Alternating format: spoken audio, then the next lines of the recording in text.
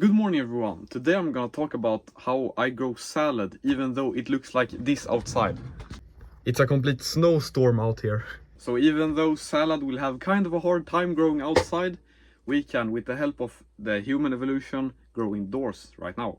So that's what I'm doing. So you can use soil or you can go the hydroponic route. And I went the hydroponic route because I think it's easier and more fun. It's nice to experiment with different things. And also it's kinda less dirty as well. So yeah, right now in my windowsill I have a Harvey kit. Its name is Harvey, I don't know why. It's a hydroponics kit. It has 6 different holes where you can have plants. And I remember that I said that it was very bad, a bad product, because it's so expensive. But at least you get all the things you need. So how it works is I have some hydroponic nutrients that I got with the kit. It's very simple, it's just one part, and it's pretty good for salad and spices, oregano and stuff like that, I think. So right now I'm growing salad, and I'm also trying to grow coriander or cilantro and basil. And I hope they will grow because it's very nice to have, basil and cilantro in the winter. I hope you like my Spanish pronunciation. To hold the plants in place, I used a pool noodle. I just cut it out and made smaller chunks. And it works, it definitely works. But it doesn't really look very professional, and if you don't want microplastics and stuff like that, it's better to use other things. You don't even have to use anything, honestly. I have tried without anything and it still works. I mean, you can use peat and cocoa coir, that works, but if you don't want the soil, then you can also use leca, of course, as we talked about in my last video. Leca is very good, and you can definitely use it for this as well. So when the seedlings I grow get big enough, I just put them there and they start growing. But you have to make sure that they touch the water, or you have to water every single day, which I have done. But that may not work out, and then they may dry. So don't do that. But then I have the light on for 12 hours a day, and I have the light actually very close to the plants, because I haven't seen that is a problem or anything. And more light equals less leggy plants and stronger growth. So when the nutrient solution gets lower, you have to fill it up again, but you don't really have to do it super often. You can wait a couple of weeks from time to time.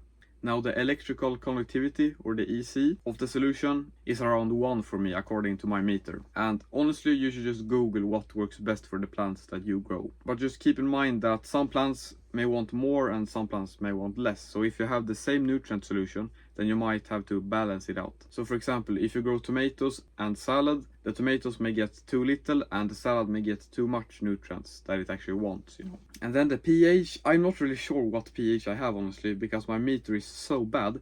It takes 2 minutes for it to go down to a stable level, but it's not really stable. But it's 7.4 or something, and that's probably good for most plants. So even though I use groundwater, which is pretty basic here, it still works out and my plants grow really well. As you can see, the salad is really thriving.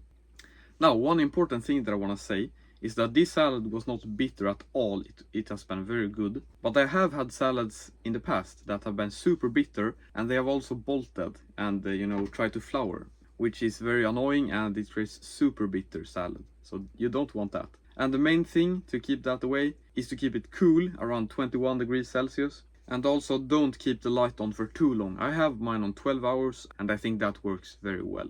So if you want to keep the plants colder, you can open a window. And also you can just choose a better variety, like I did. It has been so good. Now another thing is that salad doesn't last forever, and you want to replace the seedlings once in a while to keep the salad flowing, And also you want to harvest it pretty frequently, because the lower leaves that get less light will become yellow and brown and just dry out, which has happened to me a few times now. So you really want to harvest the salad as much as you can. But when it gets too high, then you want to cut it out and get a new one in. So always try to keep them at different stages of growth, so you don't get a huge harvest that you don't know what to do with, and instead can use it every week. So yeah, that's how I grow salad indoors. And salad is pretty easy to grow, but you can of course grow other things. I want to try to grow peanuts, but the thing is I need a much stronger light. But sometime I'm gonna do that. Because in the winter nothing is growing and you want to keep the hobby going, you want to do things still. So that makes grow lights and indoor growing a much better alternative. I mean, not an alternative, but a way to do it.